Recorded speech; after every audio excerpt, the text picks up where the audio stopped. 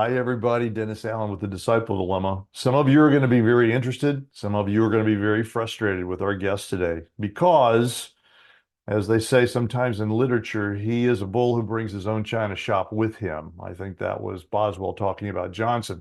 But in this case, it's David French, New York Times columnist and best-selling author, constitutional litigator, Iraqi war veteran, most importantly, a follower of Jesus Christ.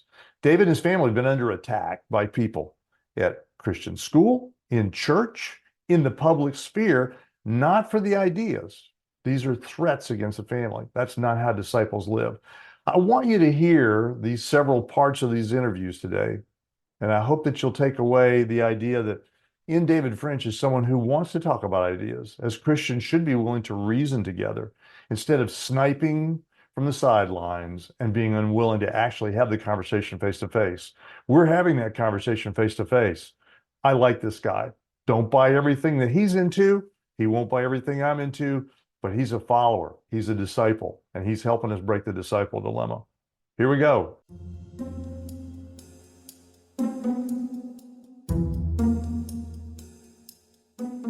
Folks, here we are on the disciple dilemma. We were just gossiping about the guest, but I've just got to whine one more time. I have in one frame of this picture a Harvard-trained lawyer who is an Iraqi war vet. I've got a Princeton theologian who's cornered me on another side, and I have got a Worcester Poly manufacturing engineering PhD.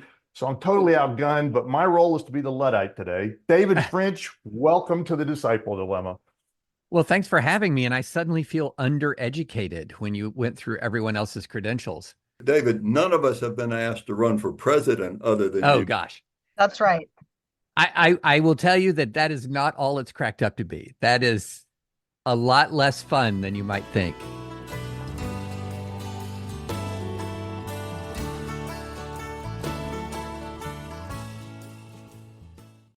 I share David's experience of having been ousted by, canceled by, not just a former denomination, but real friends. And so I resonate with what he's experiencing. I have a little bit different approach in terms of how I've responded and I find God faithful. I know David does too, but I also think that his experience because of the attacks on his family is somewhat unique. Like things have really changed, even in just the last 20 or 25 years in terms of when we throw somebody out of a Christian community, how we treat them. And so I think that it's important for all of us to not just hear his story, but talk about how we as Christians need to be responsive.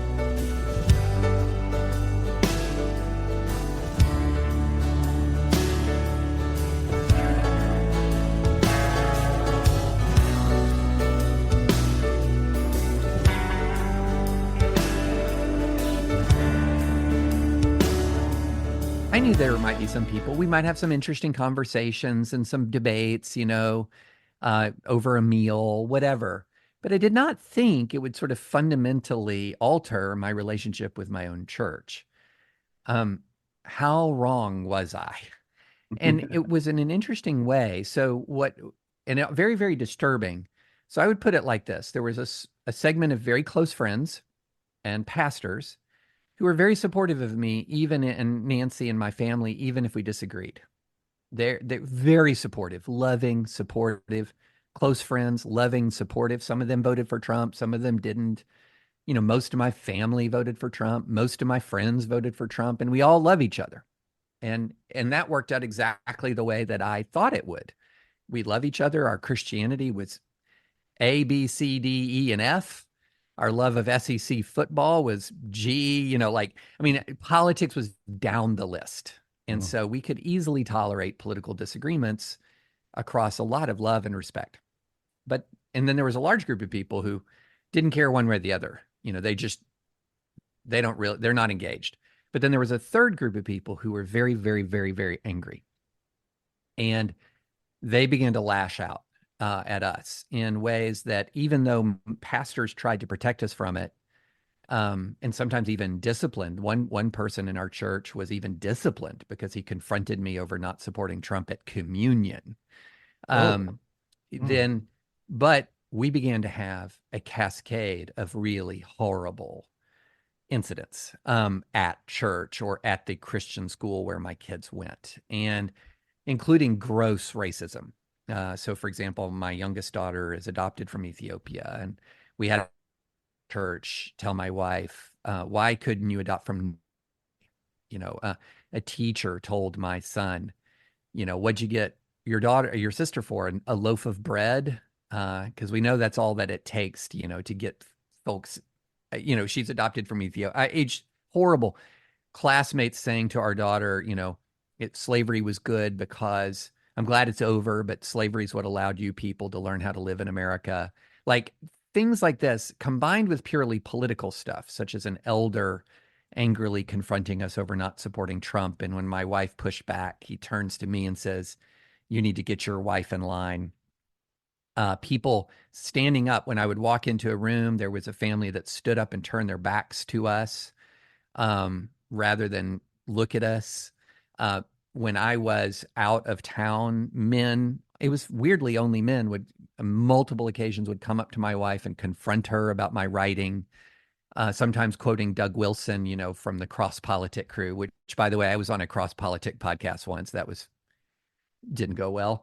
And then it was friendly, it was amicable, but it was a little weird. And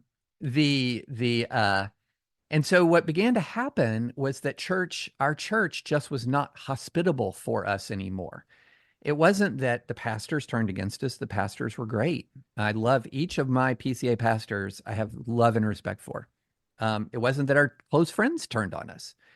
But it's difficult to describe a feeling of driving into church and not knowing if somebody's going to confront your wife, if somebody's going to confront you, dropping your kids off at the church school and not knowing whether your daughter's going to hear the N-word directed in her direction. I mean, there were actual teachers who used the N-word to describe the very few Black, students in this school. And, when that is going on, we reached a point where we realized it's very hard for us to worship in peace.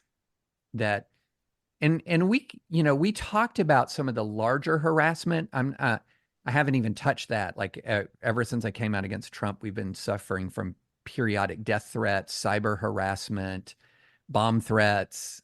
Police have been to the house many times. It's been hard. We've been doxxed by white nationalists. It's been really difficult.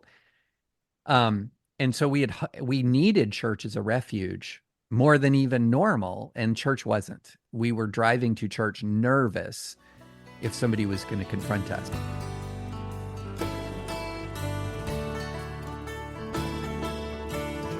And again, it was not most people. I just want to make that super clear. This is being misinterpreted by a lot of people. I've even said when I write about it, I don't want to paint with a broad brush, but it just wasn't.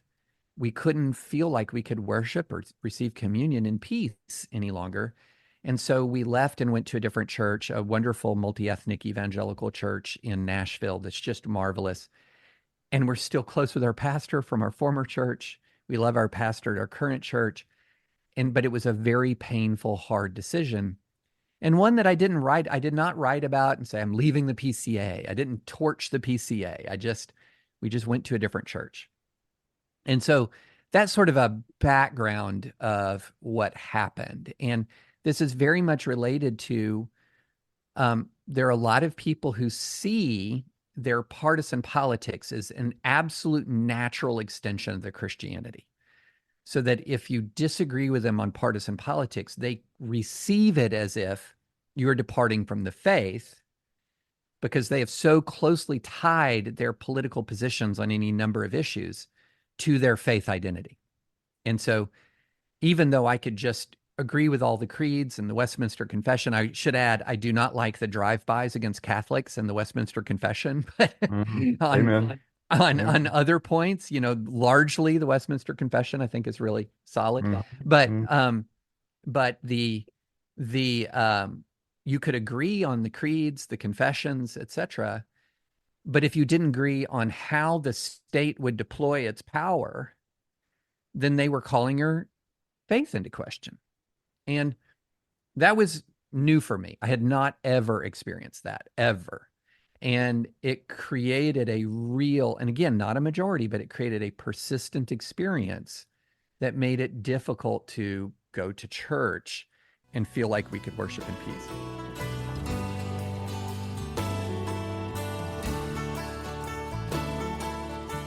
You had about 2 weeks ago one more adventure. I read your article in the Times. Yeah. So as you can tell from me talking about this stuff, I have been a subject of a lot of intense criticism.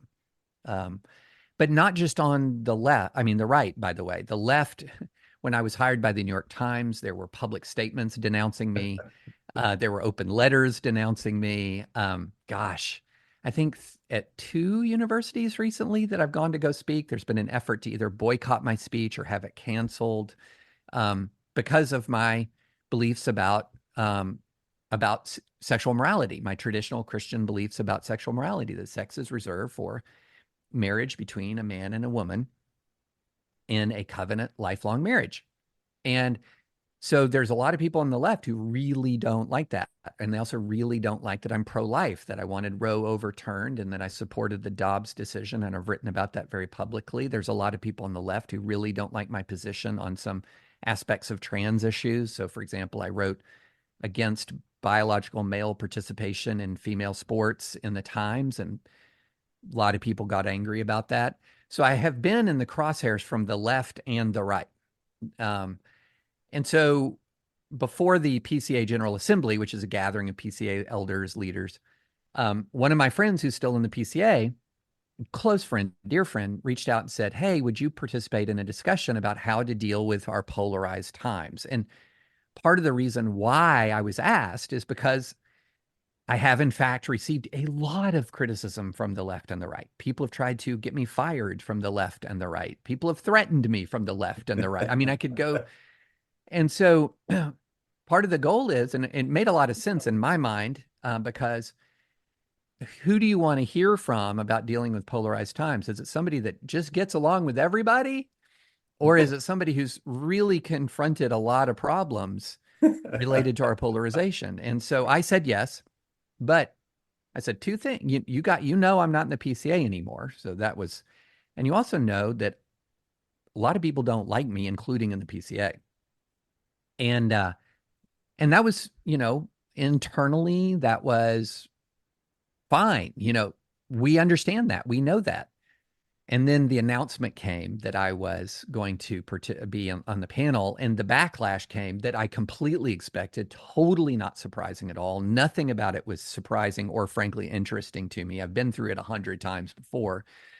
But the PCA really recoiled.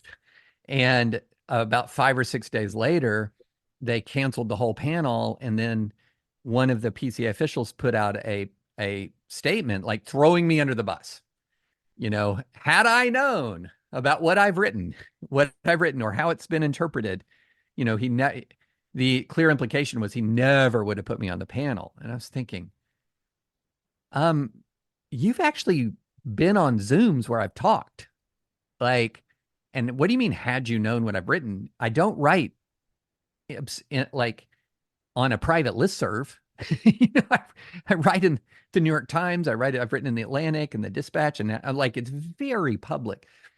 And it was just, so then that led to a whole nother round of, look what we did. We got, David, the PCA is coming around. It's realizing the danger of David French. And so I trended on Twitter when it was announced. I trended on Twitter when I was disinvited and the panel was canceled. And then I wrote my piece a week and a half or so ago, and then trended on Twitter again, which, by the way, if you've never trended on Twitter, do not covet that. That is never good. It's never good. It is always an occasion where, if you just open the app, it's just endless screaming. You just don't even look at it. It's bad for your soul. There's so much, personal insults and everything. But so anyway, that's the story in a nutshell. Would you help the church think more about discipleship? Would you help us get the conversation started to talk about the biblical discipleship Jesus gave us? Please follow us. Our website, www.thediscipledilemma.com. You can find us on YouTube, LinkedIn, Instagram, Facebook, and all the RSS feeds. If you'd follow or like us, you'll help us get leverage in the digital marketplace to talk about the fact that discipleship needs to be talked about. And as always, folks, thanks for listening.